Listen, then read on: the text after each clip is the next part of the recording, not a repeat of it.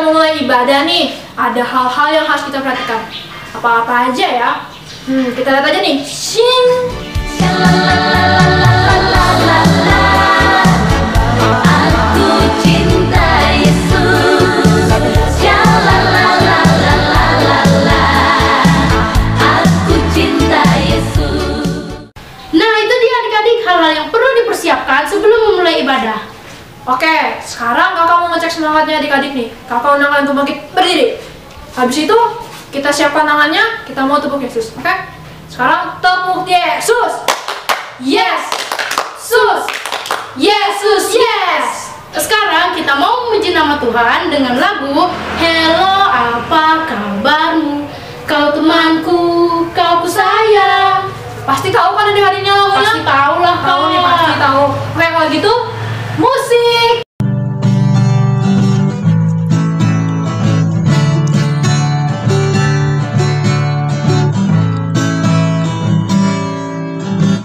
Hello, apa kabarmu?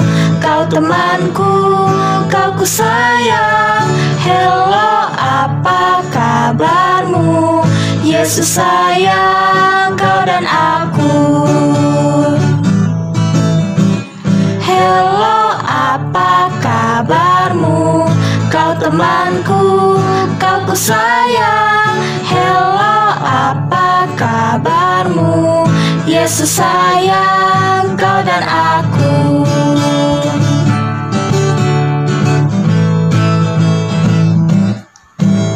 Apa kabar? Mari bersalaman, tepuk tangan, puji nama Tuhan.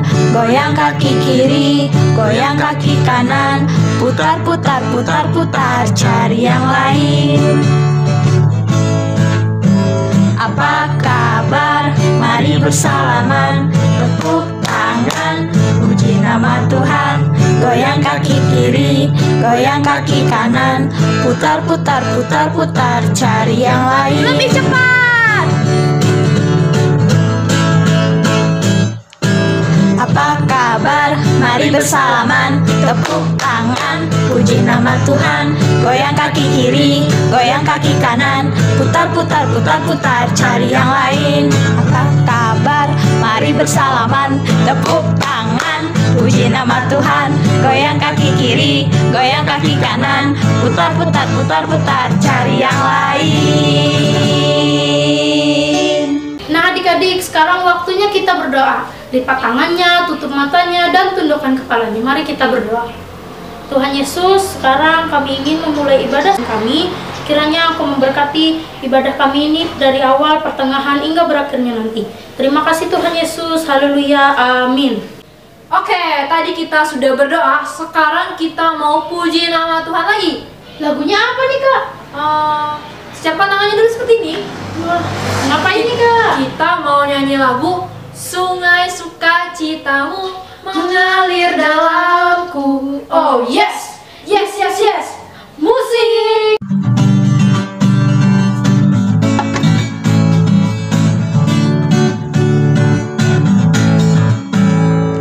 Sungai sukacitamu mengalir dalamku. Oh yes, yes, yes, yes. Anggur sukacitamu melimpah dalamku. Ku menari dan bersuka, pujimu di setiap waktu, sebab sungai sukacitamu ada dalamku. Sungai sukacitamu mengalir dalamku. Oh yes,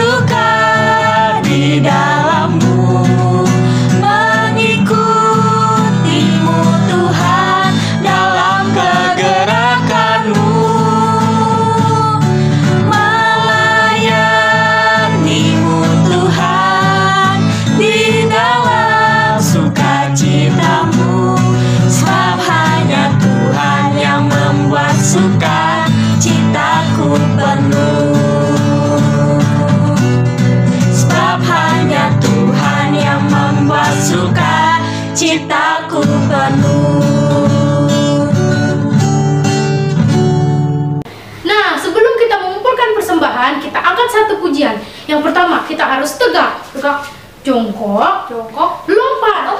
Sekali lagi, kita harus tegak, jongkok, dan lompat. Nah, kita mau bernyanyi lagu Tegak dan Katakan.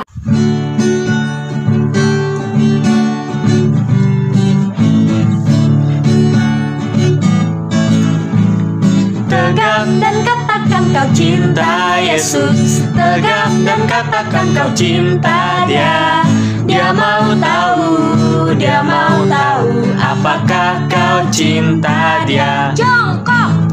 Jongkok dan bisikan kau cinta Yesus. Jongkok dan bisikan kau cinta Dia. Dia mau tahu apakah kau cinta Dia. Lompat dan teriakan kau cinta Yesus. Lompat dan teriakan kau cinta Dia. Dia mau tahu apakah kau cinta Dia. Dia mau tahu apakah kau cinta Dia. Dia mau tahu apakah kau cinta Dia. Sekarang tiba waktunya kita untuk mengumpulkan persembahan kita. Pertama-tama, adik-adik harus menyiapkan amplop terlebih dahulu. Kalau sudah, adik-adik tulis hari, tanggal, bulan, dan tahun. Sekarang kita letakkan dulu amplopnya, kita akan berdoa. Lipat tangannya, tutup matanya, tundukkan kepalanya. Kita berdoa. Tuhan Yesus, sebentar lagi kami ingin mengumpulkan persembahan kami. Kiranya persembahan kami ini dapat berguna di pelayanan-Mu. Dalam nama Tuhan Yesus kami berdoa dan mengucap syukur. Anak-anak Tuhan bilang amin. Nah, sambil kita mengumpulkan persembahan kita angkat satu pujian, judulnya Tabur Waktu Pagi. Adik-adik yang tahu lagunya bisa sambil bernyanyi ya. Tabur waktu pagi, tabur benih kasih, tabur waktu siang, terus sampai senja. Nantikan tuaian pada musim panen, kita kan bersuka bawa berkasnya masuk lumbungnya. Kita kan bersuka bawa berkasnya masuk lumbungnya. Kita kan bersuka bawa berkasnya.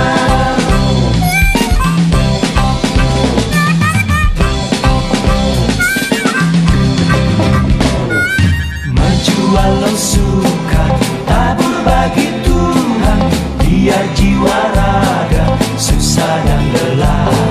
Sampai akhir nanti kita disambutnya, kita kan bersuka bawa berkasnya masuk lumbungnya. Kita kan bersuka bawa berkasnya masuk lumbungnya. Kita kan bersuka bawa berkasnya.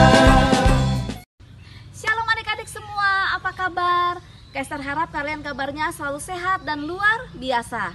Terima kasih ya sayang ya, karena selalu setia mengikuti ibadah sekolah minggu dan ibadah remaja dari jarak jauh. Keren, itu baru anak Tuhan. Terima kasih juga buat liturgos kita pada minggu hari ini, buat Kak Talita, Kak Hani, dan Kak Ines. Tetap semangat layani kakak-kakak. Oke, informasi yang pertama, seperti biasa tidak bosan-bosannya Kak Esther mengingatkan kalian untuk selalu jaga kesehatan, selalu rajin mencuci tangan, menggunakan masker kalau keluar rumah, itu pun kalau ada yang penting adik-adik. Kalau nggak penting, lebih baik di rumah aja ya. Oke, jaga kesehatan juga dengan makan makanan yang bergizi. Dan jangan lupa olahraga, istirahat yang cukup. Oke sayang ya. Kak Esther harap kita semua selalu setia berdoa supaya wabah COVID-19 ini segera berlalu dan kita boleh beraktivitas seperti biasa dalam keadaan yang normal seperti dulu.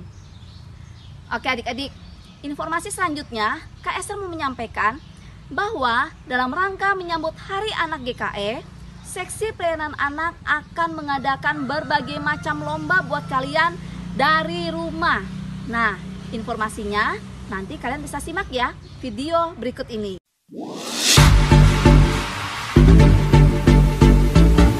Shalom, apa kabar adik-adik semua? Kak Esther harap kabar kalian selalu sehat dan luar biasa. Puji Tuhan. Oke adik-adik, di sini Kak Esther mau informasikan bahwa dalam rangka Hari Anak GKE, Seksi Pelayanan Anak Jemaat GKE Bukit Tunggal akan mengadakan banyak lomba buat kalian. Mau tahu lombanya apa saja?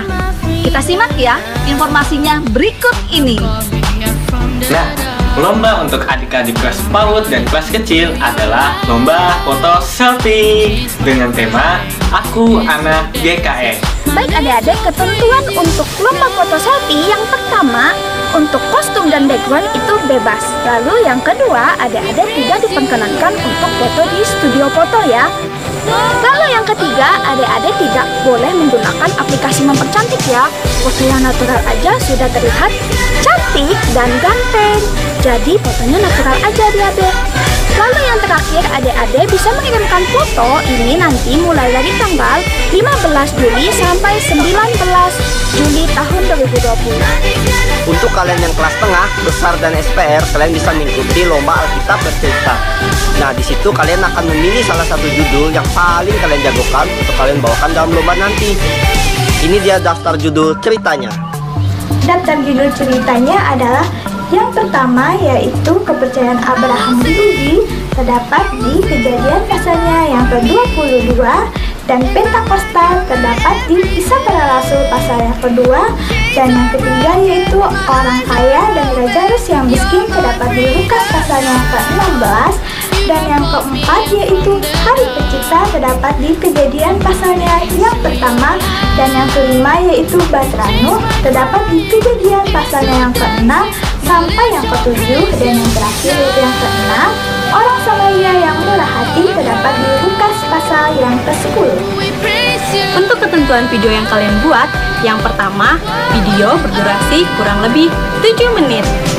Yang kedua, alat peraga dan kostum bebas ya adik-adik, asal sesuaikan dengan judul cerita kalian. Yang ketiga, volume suara tidak boleh terlalu kecil maupun terlalu besar. Yang terpenting, pelafalannya harus jelas. Dan yang terakhir, bahasa yang kalian gunakan harus mudah dimengerti oleh anak-anak. Video cerita kalian tunggu paling lambat 19 Juli 2020. Video kalian dikirim ke WA-nya Kak Esther ya. Juri-juri yang akan menilai foto selfie dan lomba bercerita akan dinilai oleh juri yang berasal dari Gereja Gloria dan dari luar Gereja Gloria. Untuk pengumuman pemenang lomba akan ditayangkan di channel YouTube-nya Glow Kids pada hari Minggu tanggal 26 Juli 2020. Nah adik-adik, itu dia lomba-lombanya. Kalian harus ikut ya. Kak Esther tunggu pendaftaran kalian. Semangat, jangan sampai kalian melewatkan kesempatan ini. Tuhan Yesus memberkati. Shalom.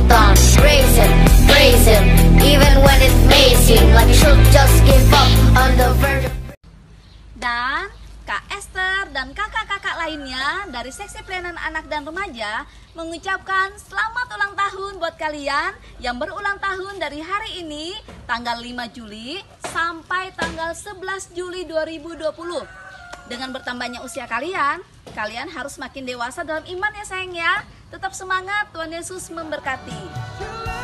Adik-adik, sekarang tiba waktunya kita untuk pisah kelas. Kalian silakan ibadah menurut video dari kelas masing-masing. Kelas PAUD, kelas kecil, kelas tengah, kelas besar, dan kakak-kakak remaja. Yesus cinta semua anak di dunia. Kuning, putih, dan hitam, semua dicinta Tuhan. Yesus cinta semua anak di dunia. Selamat pagi adik-adik. sekali lagi ya. Selamat pagi. Iya, gimana kabarnya nih adik-adik? Pasti sehat-sehat semua kan? Kakak yakin adik-adik pasti sudah siap untuk memuji dan memuliakan nama Tuhan. Nah, sebelum kita masuk ke dalam cerita Tuhan pada minggu ini, kita mau angkat satu pujian, yaitu Ku Mendaki ke Bukit Sion. Ku mendaki ke Bukit Sion, ku jalani bersama-sama. Ku mendaki ke Bukit Sion, ku jalani bergandeng tangan. Haleluya, oh haleluya, ku jalani bersama-sama. Haleluya, oh haleluya, ku jalani bergandeng tangan. Ku mendaki ke Bukit Sion, ku jalani bersama-sama. Ku mendaki ke Bukit Sion, ku jalani bergandeng tangan. Haleluya, oh haleluya, ku jalani bersama-sama. Haleluya, oh haleluya, ku jalani bergandeng tangan. Baik adik-adik, sebelumnya kita lipat tangannya, tundukkan kepalanya, tutup matanya, kita satu di dalam doa. Tuhan Yesus, pada kesempatan pada pagi ini Tuhan, kami anak-anak-Mu kembali datang kepadamu Tuhan, mengucap syukur atas hadirat-Mu Tuhan. Tuhan, pada kesempatan kali ini juga kami ingin mendengarkan sebagian dari firman-Mu Tuhan. Tolong Kau siapkan hati dan pikiran kami supaya apa yang disampaikan pada minggu ini Tuhan dapat menjadi pedoman di dalam hidup kami. Dalam nama Tuhan Yesus, haleluya. Adik-adik, sebelum kita masuk ke dalam cerita Tuhan minggu ini, adik-adik masih ingat Ishak tidak? Nah, Ishak kan mempunyai anak Esau dan Yakub. Nah, di kemudian hari, Yakub pergi ke suatu negeri yang sangat besar. Nah, ngomong-ngomong soal Yakub, adik-adik masih ingat nggak nama anak-anak Yakub?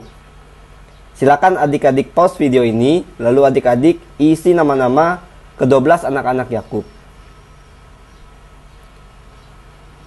Bagaimana? Adik-adik bisa tidak menjawabnya? Nah, bagus deh.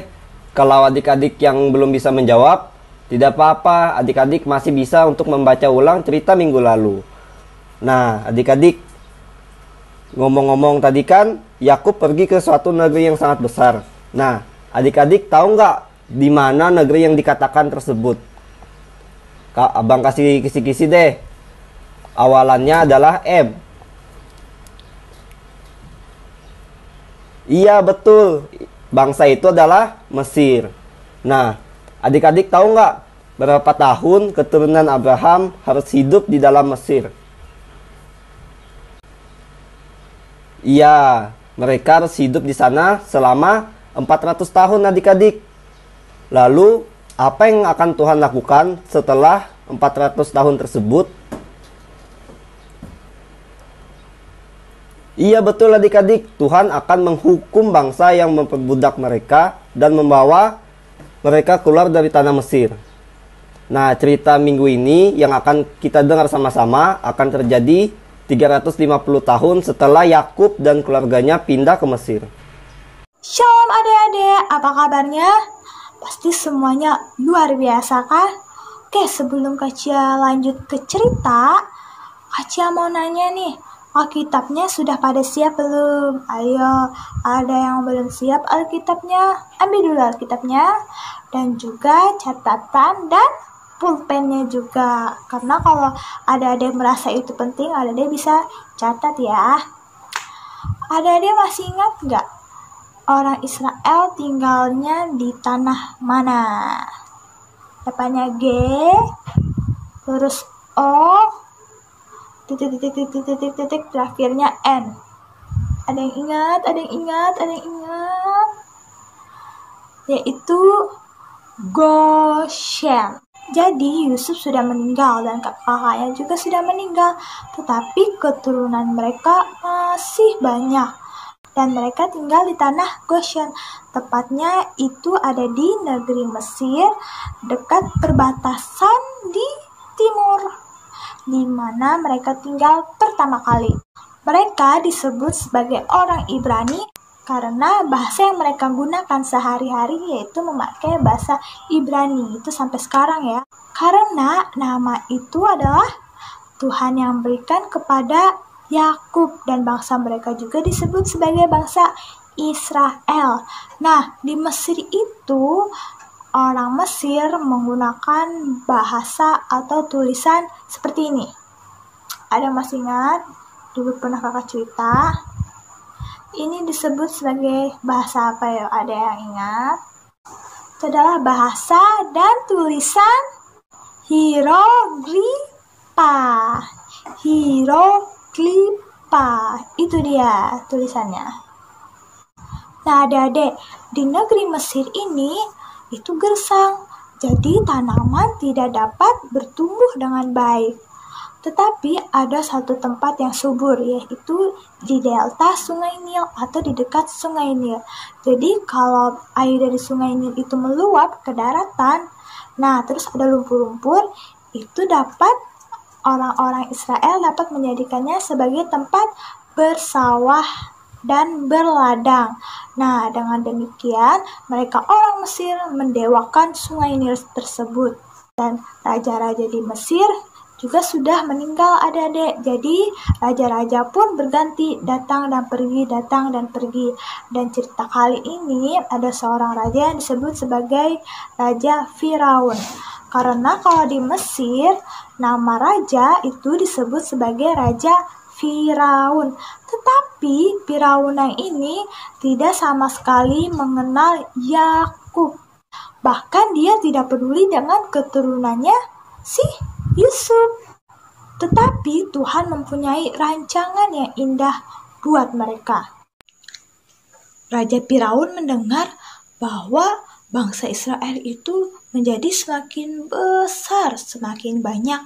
Dan dia takut adik-adik, bagaimana kalau suatu saat terjadi peperangan di perbatasan timur. Kira-kira hamba-hamba itu akan membantu saya, Firaun, atau malah menjadi musuh Firaun? Jadi Firaun mulai berpikir, aduh takut nih si Firaun. Akhirnya Firaun mempunyai ide, bagaimana kalau aku menjadikan mereka seorang budak? Kebetulan sekali bahwa aku mempunyai rencana yaitu membangun 2 kota sampai saat ini, tapi belum dibangun-bangun nih. Akhirnya pada suatu hari si Firaun ini mengirimkan pegawai raja untuk datang ke tanah Goshen. Jadi pada saat di tanah Goshen, orang-orang Israel lagi menjaga domba-dombanya dan juga sedang berladang.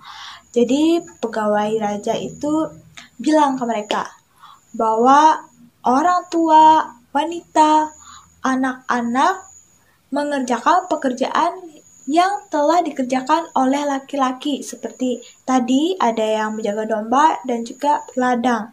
Dan laki-laki yang mempunyai pekerjaan tadi disuruh untuk bekerja mengikuti raja, yaitu membangun 2 kota itu. Jadi itu artinya sama dengan mereka itu sebagai pekerja paksa, karena mereka bekerja dari pagi sampai malam. Dan kota yang didirikan itu akan menjadi kota tempat perbekalan, yang nama kotanya adalah Ramses dan Pitom. Dan orang-orang Israel ini diharuskan membuat batu bata. Tetapi batu bata yang mereka buat ini sudah ditentukan adik-adik jumlahnya.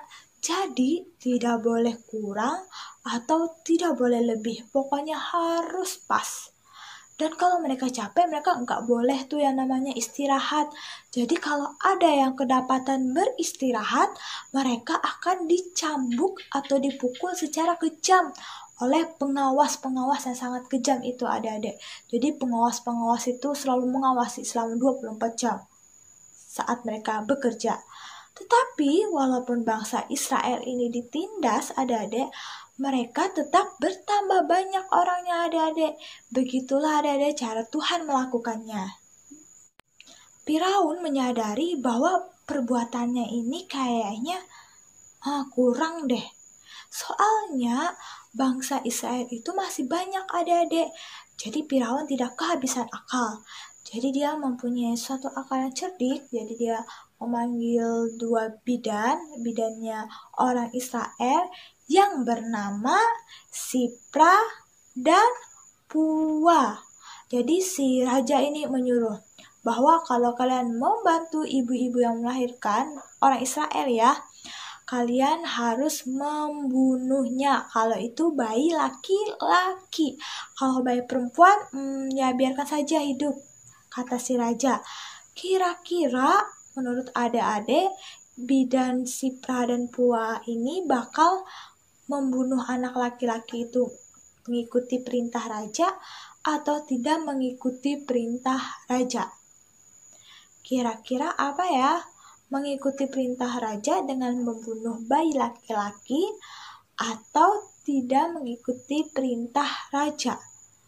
Ada yang tahu kira-kira apa ya? Yaitu jawabannya tidak, adik-adik. Karena kedua bidan itu, Sipra dan Pua, mereka lebih takut kepada Tuhan dibandingkan dengan Raja Firaun. Nah, si Raja Firaun ini akhirnya menyadari bahwa Sipra dan Pua itu tidak mengikuti perintahnya. Akhirnya Sipra dan Pua itu dipanggil, adik-adik. Kenapa kalian tidak mengikuti perintahku? Nah, akhirnya si Pua dan Sipra itu punya alasan, adik-adik. Punya alasan yang lain. Dan mereka bilang gini, kan kami tidak sempat Tuan, karena ibu-ibu orang Israel itu sangat kuat saat melahirkan. Jadi pas kami saat di perjalanan, bayi itu sudah lahir. Jadi bayi itu tidak ada di tangan kami. Jadi bagaimana kami membunuhnya? Kata kedua bidan itu. Tetapi si Raja Firaun itu tahu, adik-adik, bahwa kedua bidan itu lebih takut kepada Tuhan dibandingkan Raja Firaun tersebut. Karena itu si Firaun ini berpikir bahwa dia harus memakai bangsanya sendiri. Jadi dia mengeluarkan perintah yang sangat kejam, adik-adik, bahwa kalau ada bayi orang Ibrani yang melahirkan, apalagi itu adalah bayi laki-laki, maka bayi itu akan dibuang di sungai Nil, kecuali bayi perempuan. Dan siapa saja yang mendengarkan suara tangisan, dan itu suara tangisan bayi laki-laki, tetap saja adik-adik itu dibuang ke sungai Nil. Dan mereka harus melakukan perintah ini yang telah disampaikan oleh Firaun itu. Di antara sekiannya banyak keluarga Ibrani, ada seorang keluarga yaitu berasal dari suku Lewi, yaitu yang bernama Amran dan istrinya bernama Yokebed. Dan mereka mempunyai dua orang anak yang cukup besar, yang bernama Miriam dan adiknya yang bernama Harun. Pada saat perintah raja itu dikeluarkan, adik-adik, si Yokebed ini ia melahirkan seorang anak laki-laki yang sangat sehat dan juga gemuk dan juga adik-adik tampan. Nah, akhirnya si Yokebed ini menyembunyikan bayi tersebut, adik-adik, dan merawatnya. Dan tidak terasa, sudah 3 bulan bayi itu semakin besar dan sudah susah adik-adik untuk disembunyikan. Jadi akhirnya dengan pertolongan Tuhan, dia memiliki akal, jadi dia menaruh bayi itu ke dalam keranjang, dan keranjangnya itu yang ada bolong-bolongnya itu mereka tutup dengan ter supaya air tidak masuk, dan bayi itu dimasukin ke dalam keranjang, dan akhirnya keranjang itu mereka taruh atau mereka simpan di tepi sungai Nil. Setelah si Yokebed ini menaruhnya, Yokebed juga tidak lupa berdoa adik-adik di dalam hati, minta perlindungan kepada Tuhan apapun yang terjadi. Tetapi Miriam, kakak adik itu, dia bersembunyi adik-adik untuk memantau adiknya yang ada di keranjang di tepi sungai itu. Jadi dia melihat bayi yang ada di sungai itu. Tapi setelah beberapa jam sudah berlalu, ada yang mendekati keranjang itu, adik-adik, dan si Miriam mulai berdebar, siapakah itu yang melihatnya, aduh siapa itu, kira-kira ada tahu nggak siapa yang menemukan bayi itu, atau siapa yang mendekati bayi yang ada di sungai di keranjang dan bayinya si Yokebed itu. Ada yang tahu siapa dia? Biar lebih jelas, yuk kita lihat kira-kira siapa sih seseorang yang menemukan bayi yang ada di sungai ini. Yuk kita cek. Firaun adalah raja Mesir. Dia takut jika nanti orang Israel menguasai tanah Mesir. Firaun lalu memerintahkan untuk menangkap semua bayi laki-laki orang Israel. Dia lalu mengirim tentaranya untuk menangkap semua bayi laki-laki orang Israel. Amran dan Yohebed memiliki 3 anak, yaitu Harun, Miriam, dan Musa yang masih bayi. Amran dan Yohebed takut bayinya akan ditangkap oleh tentara Mesir. Yohebed sangat mengasihi bayi Musa. Dia berdoa kepada Tuhan untuk melindungi bayinya. Yohebed percaya Tuhan akan mendengar doanya. Yohebed berusaha menyembunyikan bayi Musa dari tangkapan tentara Mesir. Tetapi bayi Musa semakin sulit untuk disembunyikan. Dia mulai menangis dengan suara yang lebih keras, sehingga tentara akan dapat menemukannya. Yohebed kemudian membuat keranjang yang dilapisi dan menaruh bayi Musa di dalamnya. Yohebed menaruh keranjang itu ke tepi sungai Nil. Dia berkata kepada Tuhan, "Tuhan, tolong lindungilah bayiku." Yohebed meminta putrinya Miriam untuk berdiri di tepi yang agak jauh untuk melihat apakah yang akan terjadi. Tidak lama kemudian, datanglah putri Firaun turun ke sungai Nil untuk mandi. Tiba-tiba, ia melihat keranjang itu. Ia memanggil salah seorang pelayannya. "Bawalah keranjang itu kemari." Sewaktu sang putri membuka keranjang itu, ia melihat seorang bayi yang molek sekali. Musa, si bayi kecil itu sedang menangis, dan sang putri menjadi sayang kepadanya. Ia tidak ingin bayi itu ditangkap oleh tentara Mesir. Kemudian Miriam datang untuk menghampiri. Miriam berkata kepada putri Firaun, "Bolehkah saya pergi dan memanggil seorang wanita Israel untuk menyusukan bayi itu untuk Tuan Putri?" "Ya, pergilah," kata sang putri. Maka Miriam pun berlari cepat-cepat mendapatkan ibunya dan menceritakan apa yang terjadi. Sewaktu ibu Musa datang ke tempat itu, berkatalah sang putri, "Ambillah bayi ini dan susuilah dia bagiku. Aku akan membayar upah kepadamu." Nah, dengan demikian, Yohebed ibu Musa dapat merawat bayinya sendiri.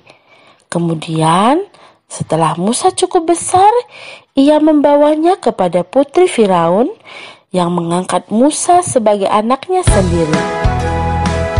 Begitulah keadaannya sehingga Musa menjadi dewasa di dalam istana Firaun. Nah, bagaimana adik-adik? Siapa yang menemukan bayi yang ada di sungai Nil tersebut? Iya, betul, yaitu putri Firaun. Dan malam itu menjadi malam yang sangat penuh sukacita dan penuh rasa ucapan syukur bagi keluarganya Amran dan Yokebed karena anak mereka telah kembali, adik-adik. Tuhan telah menjawab doa-doa mereka untuk melindungi anak tersebut. Dan tidak ada orang Mesir yang berani melukai bayi tersebut karena bayi tersebut adalah anak angkat dari putri Firaun. Nah, sampai di sini dulu cerita Kak Cia. Untuk kedepannya akan dilanjutkan oleh kakak siapa ya? Nanti ya kita cek untuk di minggu depan. Mudahan adik-adik dapat mengerti pelajaran yang disampaikan oleh Kak Cia. Terima kasih banyak ya sudah mau mendengarkan dengan baik. Baik adik-adik, sebelum kita menutup ibadah kita pada minggu ini, kakak mengundang adik-adik semua kita angkat satu pujian Bila Topan Keras Melanda. Bila topan keras melanda hidupmu, bila putus asa dan letih lesu, berkat Tuhan satu-satu hitunglah, kau niscaya kagum oleh kasih-Nya. Berkat Tuhan mari hitunglah, kau kan kagum oleh kasih-Nya. Berkat Tuhan mari hitunglah, kau niscaya kagum oleh kasih-Nya. Berkat Tuhan mari hitunglah, kau kan kagum oleh kasih-Nya. Berkat Tuhan mari hitunglah, kau niscaya kagum oleh kasih-Nya. Bila topan deras melanda hidupmu, bila putus asa dan letih lesu, berkat Tuhan satu-satu hitunglah, kau niscaya kagum oleh kasih-Nya. Berkat Tuhan mari hitunglah, kau kan kagum oleh kasih-Nya. Berkat Tuhan mari hitunglah, kau niscaya kagum oleh kasih-Nya. Berkat Tuhan mari hitunglah, kau kan kagum oleh kasih-Nya. Berkat Tuhan mari hitunglah, kau niscaya kagum oleh kasih-Nya. Kau niscaya kagum oleh kasih-Nya. Kita satu di dalam doa. Bapa, pada hari ini kami telah mendengarkan sebagian dari firman-Mu. Biarlah apa yang telah diperdengarkan bagi kami pada hari ini Tuhan Yesus dapat menjadi petunjuk bagi kehidupan, pertolongan, serta menjadi penentu arah kehidupan kami. Berkatilah kami dalam kehidupan kami selanjutnya Tuhan Yesus, agar dapat selalu mendengarkan firman-Mu dengan baik Tuhan Yesus. Dalam nama Tuhan Yesus, haleluya.